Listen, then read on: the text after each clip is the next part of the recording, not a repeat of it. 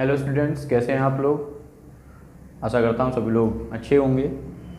पिछली वीडियो में हमने स्टैटिस्टिक्स के कुछ बेसिक कॉन्सेप्ट्स को समझा था और बहुत नॉर्मल क्वेश्चन किए थे। आज थोड़ा सा हम एक लेवल आगे बढ़ेंगे। इस क्वेश्चन में हम कुछ एक अननोन वैल्यू होगी उसको फाइंड करेंगे। तो let proceed to the question. Question है find the value of p for the following distribution whose mean is 16.6। p की वैल्यू फाइंड करनी है जिसका मीन 16.6 है। कभी भी अगर आपको इस तरह की कोई भी वैल्यू फाइंड करने के लिए आती है तो आपको मीन दिया होगा। वैल्यू यहाँ पर एक सिंपल एक वैल्यू फाइंड करने के लिए भी आ सकती है या मोर देन वन वैल्यू भी फाइंड करने के लिए आ सकती है। ठीक है, तो प्रोसीड करते हैं इस क्वेश्चन पे। देखिए इस टाइप के क्वेश्चंस को कैसे सॉल्व करते हैं। सबसे पहले हम 3 कॉलम्स बना लेंगे। आपको पता है ये 3 कॉलम किस लिए होते हैं। The first one is for xi, second one is for fi for frequency and the third one is fi into xi। सबसे पहले हम अपनी xi की वैल्यू लिख लेंगे 8, 12, 15, p, 20, 25 एंड 30। फिर इनके सामने इनकी फ्रीक्वेंसीज 8 की फ्रीक्वेंसी 12 है, 12 की फ्रीक्वेंसी 16 है, 15 की फ्रीक्वेंसी 20 है, p की फ्रीक्वेंसी 24 है, 20 की फ्रीक्वेंसी 16 है, 25 की फ्रीक्वेंसी 8 है एंड 30 की फ्रीक्वेंसी 4 है। अब fi इंटू xi कैलकुलेट करना है, दोनों का प्रोडक्ट निकालना है। 12 8 जा 96, 12 इंटू 16, 12 6 जा 72, 2 कैरी 7, 12 1 जा 7, 12 1 जा 12 प्लस 7 19, 15 2 जा 30, 300 हो जाएगा। p इंटू 24, ये 24p हो जाएगा।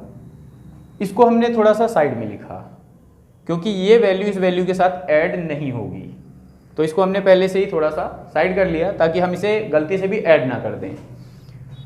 16, 20 इंटू 16 320, 25 8 जा 200, 34 जा 120। यहाँ पर हम सिग्मा fi निकालते हैं और यहाँ पर हम अपना sigma fi into xi calculate करते हैं। फ्रीक्वेंसी का सम निकाल लेंगे, यहाँ पे जोड़ लेंगे इसको 6 2 8, 8 4 12, 12 6, 18, 18 8, 26, 4 30, 0 कैरी 3, 4 5, 5 2 7, 2 9 1 10 मीन्स ये 100 हो गया। अब यहाँ पर इन वैल्यूज़ को हम अलग जोड़ेंगे और प्लस 24p अलग लिखेंगे। ये 24p इस वैल्यू के साथ ऐड नहीं होगा। अगर ऐसा करते हैं तो सवाल गलत हो जाएगा, तो इनको पहले ही हम 24p लिख देंगे, फिर इसको ऐड कर लेंगे। 6 2 8, 9 9 18, 18 और 2 20 एंड 2 22, 2 कैरी 2, 3 2 1 3, 3 6, 6 3 9, 9 2 11, 11 1 12, 1228। अब हमारे पास सिग्मा fi है, sum of frequencies sigma fi into xi है और हमारे पास मीन भी है हमारा। तो अब हम यहाँ से डायरेक्टली एक फॉर्मूला अप्लाई करेंगे डायरेक्ट मेथड का फॉर्मूला सबको पता होगा, जो कि होता है sigma fi xi upon sigma fi।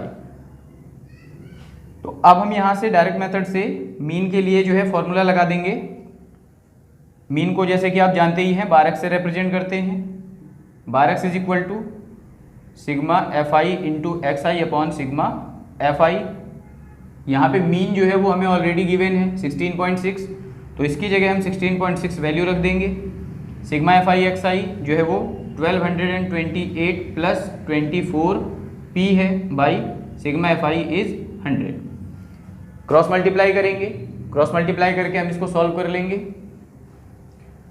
Cross multiply कराएंगे तो 16.6 ये क्या हो जाएगा 16600, 2 डिजिट से 1 डिजिट से पहले पॉइंट लग जाएगा तो यहाँ पे पॉइंट आ जाएगा, is equal to 1228 plus 24p, तो ये हो जाएगा 24p is equal to 1660 minus 1228, या फिर p इज इक्वल टू 10 में से 8 माइनस करेंगे 2, 5 में से 2 माइनस करेंगे 3, 16 में से 12 माइनस करेंगे 4, 432/24। इसे डिवाइड कर देंगे तो सीधे सीधे जो है आपकी p की वैल्यू आ जाएगी,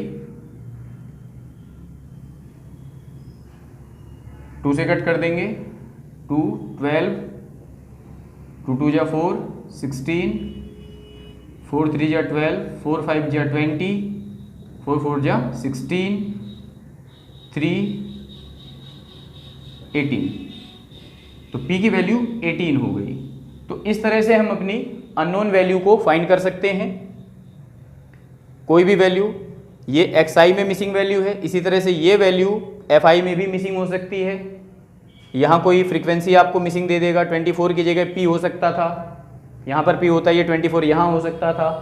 तो किसी भी टाइप से क्वेश्चन आता है तो सॉल्व करने का प्रोसीजर जो है वो यही है।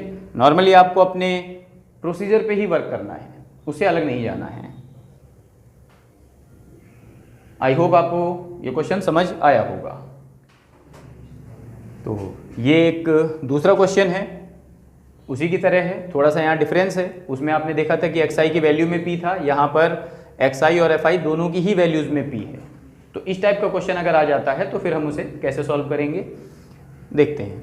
क्वेश्चन है find the value of p if the mean of the following distribution is 20। ये जो डिस्ट्रीब्यूशन है इसका मीन 20 है। तो सबसे पहले तो आप यहाँ लिख लीजिए कि इसका मीन आपको दिया हुआ है, मीन इज इक्वल्स टू 20। अब जो भी यहाँ पे xi और fi की वैल्यू है, हम इसमें डायरेक्ट मेथड लगाने वाले हैं।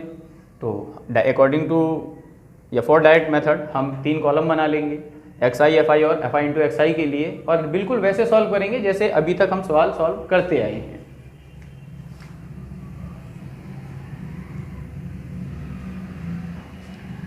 कभी भी सवाल को देख करके जो है हमें घबराना नहीं चाहिए कि अब ये सवाल में 2 वैल्यू आ गई, कैसे सॉल्व होंगी। फर्स्ट ऑफ ऑल आप सवाल को सॉल्व करिए, सॉल्व करते करते आपको पता चलेगा क्या करना है। तो सबसे पहले हम जो है यहाँ पर xi और fi लिख लेते हैं, si fi और ये fi इंटू xi। xi की value 15, 17, 19, 20 plus p and 23। Frequency लिख लेते हैं 2, 3, 4, 5p एंड 6। अब यहाँ पे हम देख सकते हैं कि ये जो दोनों p वाली वैल्यूज हैं दोनों एक दूसरे के आमने सामने, मीन्स इनका हमें मल्टीप्लाई भी करना पड़ेगा।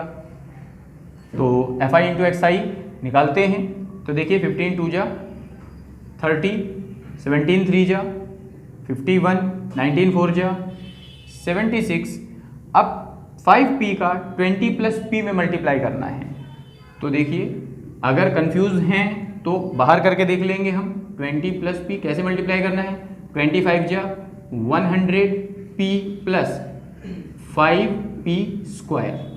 अब ये जो वैल्यू आएगी इसमें दोनों में ही p है, इस वैल्यू को हम यहाँ पर लिख देंगे, थोड़ा सा अलग ही लिखने की कोशिश करेंगे, प्लस 5p स्क्वायर। आपको पता ही है अलग क्यों लिखा है हमने, क्योंकि ये वैल्यू इसके साथ ऐड नहीं होगी, डायरेक्टली ऐड नहीं होगी, विद ए प्लस साइन हम इसको लिखेंगे।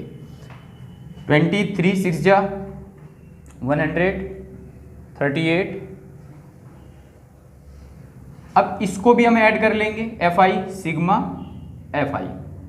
अब अभी तक हमारा जो सिग्मा fi आता था वो एक नॉर्मल वैल्यू होती थी, लेकिन यहाँ पर इसमें भी p आया हुआ है 5p, तो ये 5p भी इसके साथ ऐड नहीं होगा। अगर आपने इसको ऐसे जोड़ दिया कि 2 + 3 5 5 4 9 9 5 14 और 14 and 6 20, और फिर 20 प्लस p लिख दिया या 20p लिख दिया, तो definitely the question will go wrong, question गलत हो जाएगा और फिर आप कंफ्यूज होंगे, सवाल नहीं आ रहा।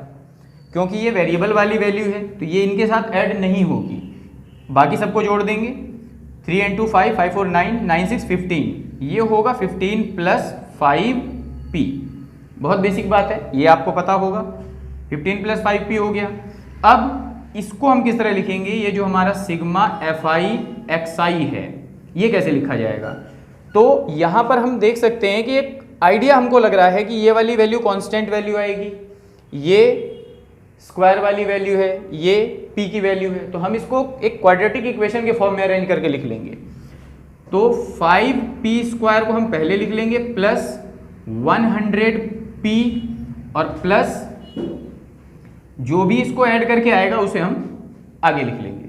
तो देखिए 8 1 9 9 और 6 15 का 5 कैरी 1 5 3 8 8 and 7 15 15 3 18 1 19 का 9 carry 1 and it is 2 295।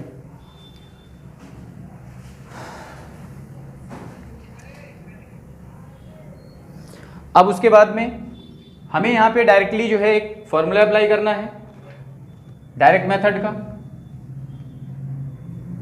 In questions को हम by using assumed mean method भी कर सकते हैं, लेकिन उससे ये थोड़ा सा लेंदी हो सकते हैं, थोड़ी सी हमारी कैलकुलेशन और डिफिकल्ट हो सकती है। तो डायरेक्ट मेथड लगाएं, सबसे बेटर ऑप्शन है। तो डायरेक्ट मेथड जो होता है, पता है आपको फॉर्मूला, डायरेक्ट मेथड हम यहाँ पे अप्लाई कर रहे हैं। तो मीन का फॉर्मूला जो होता है डायरेक्ट मेथड में वो होता है sigma fi upon sigma fi। Mean हमें ऑलरेडी दिया हुआ है 20, तो हम यहाँ पर जो है 20 रख लेंगे। 20 is equal to sigma fi की जो वैल्यू है वो है 5p² plus 100p plus 295 by, और सिग्मा fi की जो वैल्यू है वो है 15 + 5p। अब इसके बाद में जो है इसे हम क्रॉस मल्टीप्लाई कर लेंगे। तो क्रॉस मल्टीप्लाई करने के बाद अब यहाँ पे हम थोड़ा सा सोच लेते हैं कि हम हमेशा देखिए कोशिश ये करते हैं कि हमारी जो p² वाली वैल्यू हो, ये जो फर्स्ट वैल्यू है p² की जो वैल्यू है ये हमेशा पॉजिटिव होनी चाहिए। तो अब हम जो है ये p² वाली जो टर्म होगी इसको हम लेफ्ट हैंड साइड में रखेंगे, बाकी वैल्यू को हम राइट हैंड साइड में रखेंगे। तो पहले हम इसको लिख लेंगे 5p² प्लस 100p प्लस 295 × 1, इसको मल्टीप्लाई कराएंगे तो ये 1 के साथ मल्टीप्लाई करके इतना ही रहेगा। It will be 5p² plus 100p plus 295 is equals to, ये 15 + 5p जो है 20 के साथ मल्टीप्लाई कराएगा तो 15 × 20 इट विल बी 300 प्लस 25 जा 100p। अब वेरिएबल एक साइड, कांस्टेंट एक साइड, सभी को हम बराबर के इस तरफ ले आएंगे तो ये हो जाएगा 5p² plus 100p plus 295 minus 300 minus 100p is equals to 0। Minus 100p और plus 100p will be cancel out, 295 5p² और यहाँ पे बचेगा -5 इज इक्वल्स टू 0, या फिर 5p² इज इक्वल टू 5, या फिर p² is equal to 5/5 1, p² is equal to 1 और p इज इक्वल टू जो है 1। तो इस तरीके से हम सॉल्व कर लेते हैं क्वेश्चंस को। 1 का स्क्वायर रूट सभी को पता है 1 ही होगा, तो p की वैल्यू जो है यहाँ पर 1 आ गई।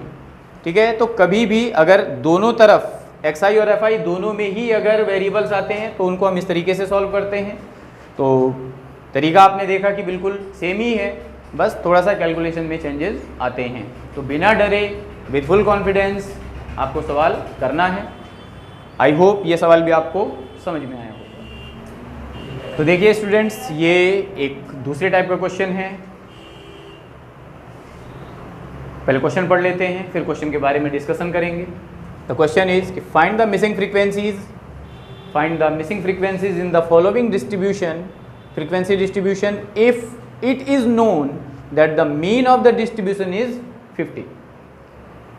यहाँ पे फ्रीक्वेंसीज मिसिंग हैं। अभी तक आपने क्वेश्चन देखा था तो उसमें एक फ्रीक्वेंसी मिस होती थी, लेकिन यहाँ पर आप देख सकते हैं 2 फ्रीक्वेंसी मिस हैं। मिसिंग फ्रीक्वेंसीज हमें यहाँ फाइंड करनी है, मीन हमको दिया हुआ है, और इस टाइप का क्वेश्चन अगर कभी भी आएगा तो यहाँ पे फ्रीक्वेंसीज का सम जो सिग्मा FI होता है वो आपको ऑलरेडी दिया रहेगा। हाँ, एक बात और मैं क्लियर कर दूं यहाँ से, this question is very very important from the examination point of view.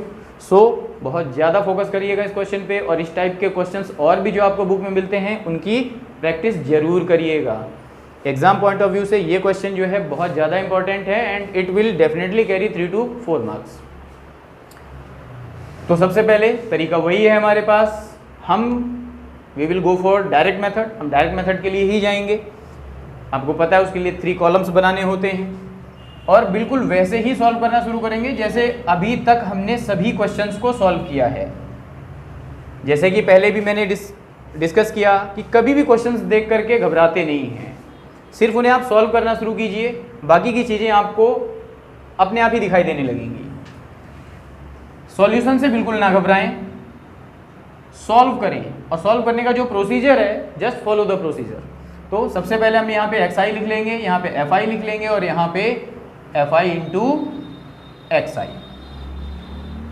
XI की जो वैल्यू है 10, 30, 50, 70 एंड 90।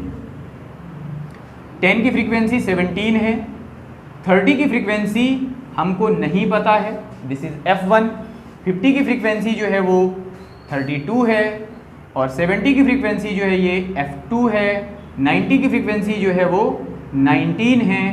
और यहाँ पर एक खास बात जो है कि फ्रीक्वेंसीज का सम हमको दिया हुआ है, दैट इज 120। मीन्स हमको पहले से ही मालूम है कि सिग्मा FI की जो वैल्यू है ये 120 है। अब इससे हमें क्या बेनिफिट होने वाला है? बहुत बड़ा बेनिफिट होगा इससे हमको।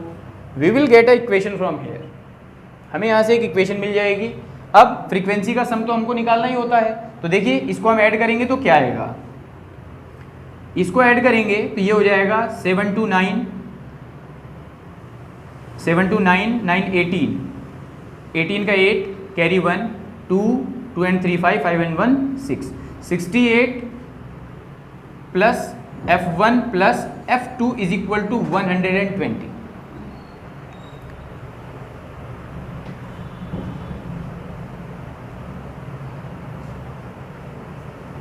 अब यहाँ से 68 को उस तरफ भेज देंगे तो ये हो जाएगा F1 plus F2 is equal to 120 minus 68।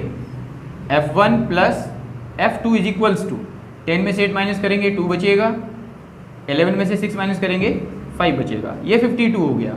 ये हो गई हमारी एक equation, F1 plus F2 is equal to 52। ये हमारी एक सिंपल सी इक्वेशन बन गई। इस टाइप की इक्वेशन को आपने लीनियर इक्वेशन इनटू वेरिएबल्स में डेफिनेटली सॉल्व किया होगा। तो F1 plus F2 is equal to 52। अब एक इक्वेशन मिलने के बाद अब FI इंटू XI कैलकुलेट कर लेंगे एज यूजुअल, जैसे कैलकुलेट किया जाता है। 17 10 या 170, 30 into F1 it will B 30 F1। आप समझ गए होंगे कि इसको हमने अलग क्यों लिखा, क्योंकि हमें इसको इसके साथ ऐड नहीं करना है। 50 इंटू 32 मल्टीप्लाई कर लेंगे, 5 2 जा 10 का 0 कैरी 1, 5 3 जा 15 एंड 1 16, 1600। 70 का F2 में मल्टीप्लाई कराएंगे तो ये भी 70 F2 हो जाएगा। इसको भी देखो हम साइड में लिखेंगे क्योंकि ये भी इसके साथ ऐड नहीं होगा। 19 9 जा 171, 1710 ऐड कर देंगे इसे। Sigma FI XI is equal to,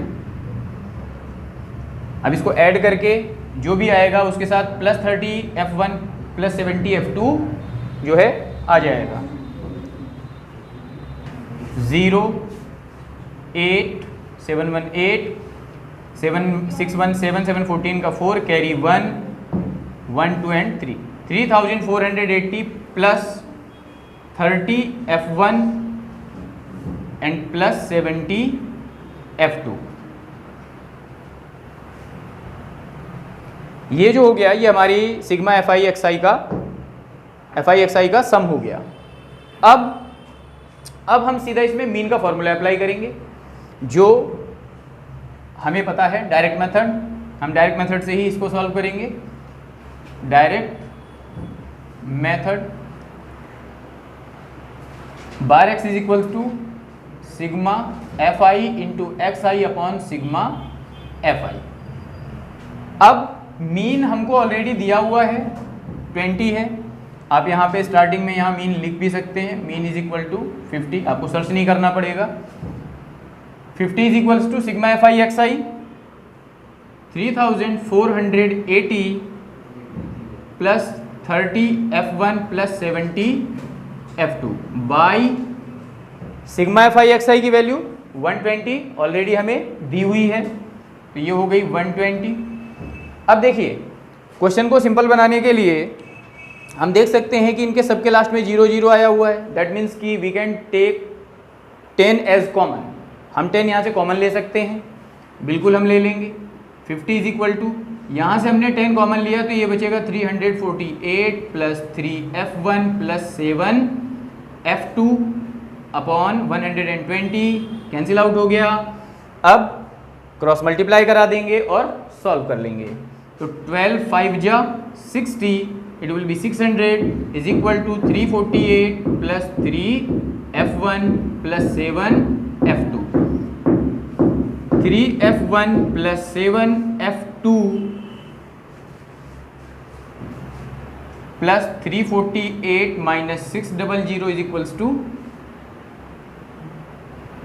0, या फिर इसको दूसरी तरफ ही भेज दें हम, इज इक्वल टू 600 माइनस 348, इस तरीके से लिख लीजिए। 3F1 plus 7F2 is equal to 10 में से 8 माइनस करेंगे 2, 9 में से 4 माइनस करेंगे 5, और 5 में से 3 माइनस करेंगे 2, 252। ये हो गया हमारे इक्वेशन नंबर सेकेंड।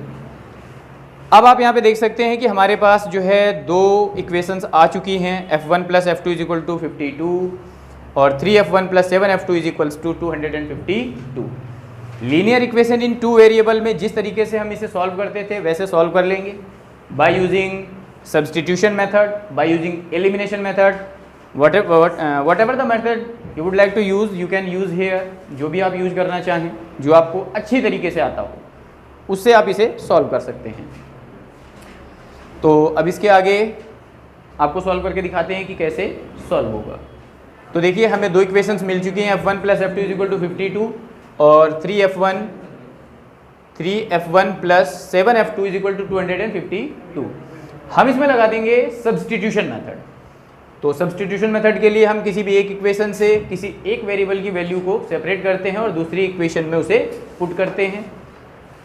तो हम यहाँ से ले लेंगे फ्रॉम इक्वेशन फर्स्ट, जो कि है F1 plus F2 is equal to 52। यहाँ से हम F1 की वैल्यू को सेपरेट करेंगे, it will B 52 minus F2, और इस F1 की वैल्यू को हम इक्वेशन नंबर सेकेंड में पुट कर देंगे। Put F1 is equal to 52 minus F2 in equation second. यहाँ पे हम सब्सटीट्यूटिंग वर्ड भी यूज करते हैं 3। अब सेकेंड इक्वेशन है 3F1, तो 3 हो गया, और F1 की जगह हम ये वैल्यू रखेंगे 52 minus F2 plus 7F2 is equal to 252। 3 into 52, 3 2 जा 6, 3 5 जा 15, 156 minus 3F2 plus 7F2 is equal to 252। Variable एक तरफ, कॉन्स्टेंट्स एक तरफ, तो इसको सॉल्व करके यहाँ हो जाएगा 4F2 is equal to 252 minus 156, या फिर F2 इज इक्वल टू 12 में से 6 माइनस करेंगे 6 बचेगा, 14 में से 5 माइनस करेंगे 9 बचेगा, ये हो गया 96/4, ये आ जाएगा 24। तो F2 की जो वैल्यू हो गई वो हो गई 24, और F2 की वैल्यू को हम इक्वेशन नंबर 1 में पुट करके F1 की वैल्यू फाइंड कर लेंगे।